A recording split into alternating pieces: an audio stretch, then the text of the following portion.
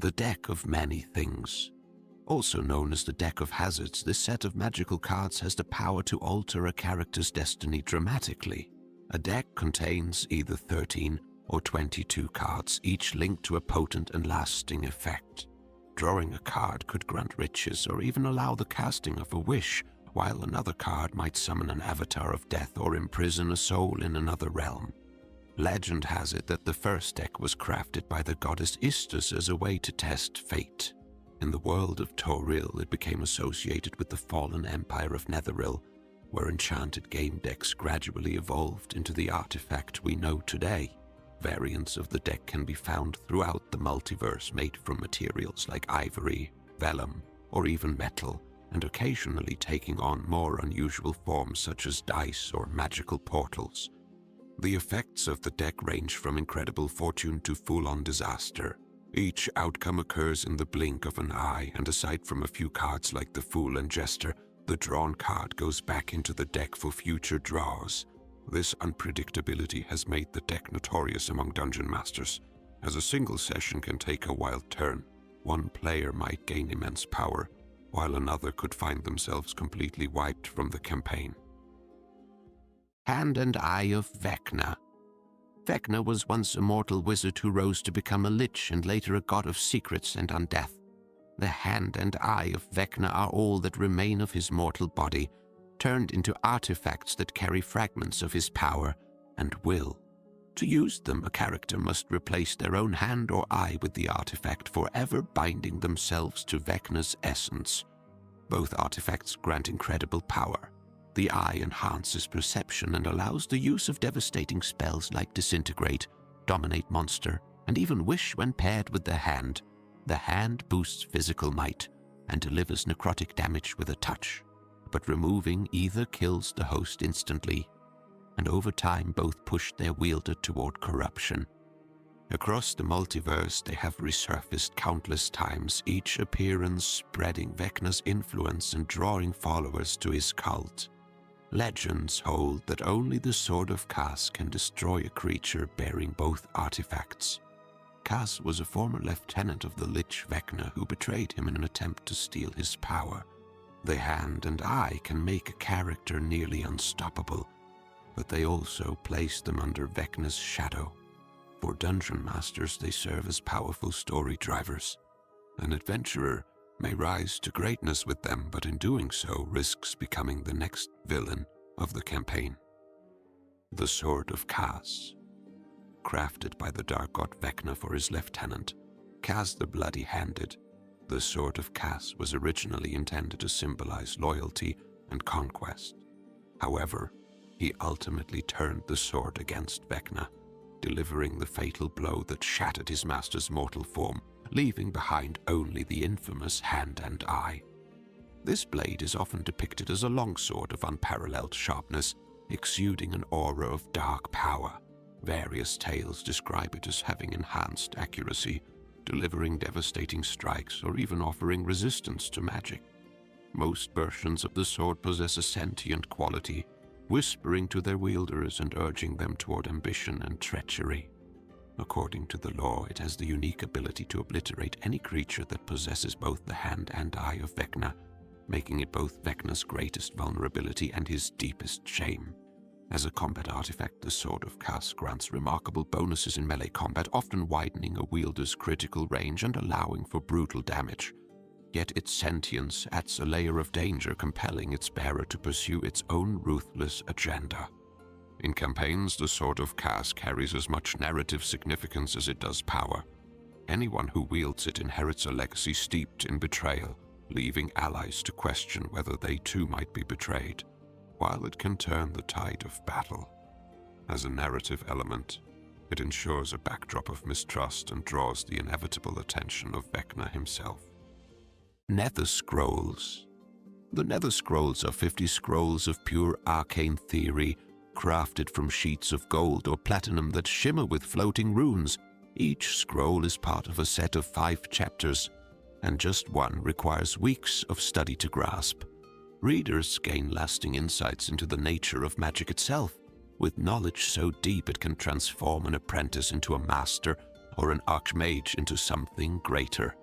Rereading never exhausts the scrolls. New truths continue to reveal themselves with every return, suggesting their lessons are virtually limitless. The scrolls have shaped history across millennia, and the Empire of Netheril used them to rise to dominance, building flying cities and magical wonders that redefined Faerun before their collapse. The elves reshaped a second set into the quest's Artiranthvar, a golden tree of knowledge, but the original metallic scrolls were continually stolen and rediscovered. A character who masters them can permanently increase magical ability and gain spellcasting insights beyond mortal reach.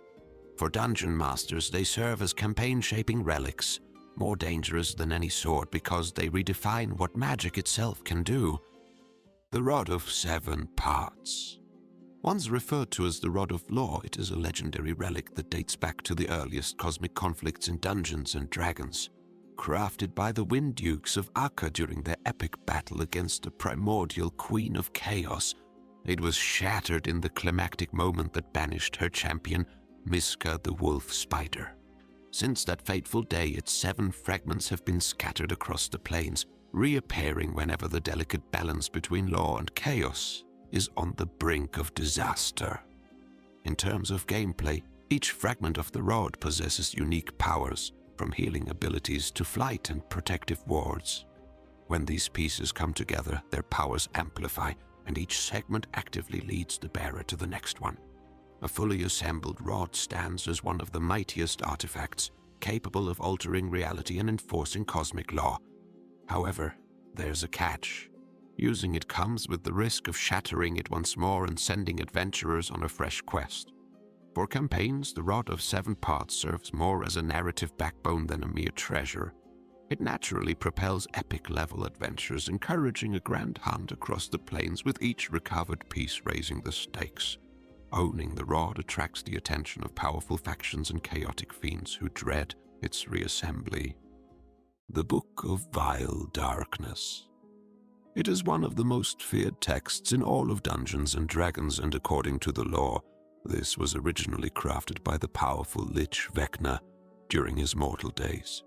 While countless copies exist, each one is filled with forbidden knowledge that mortals were never meant to wield. Wherever this book shows up, it leaves behind a trail of fallen heroes and rising villains.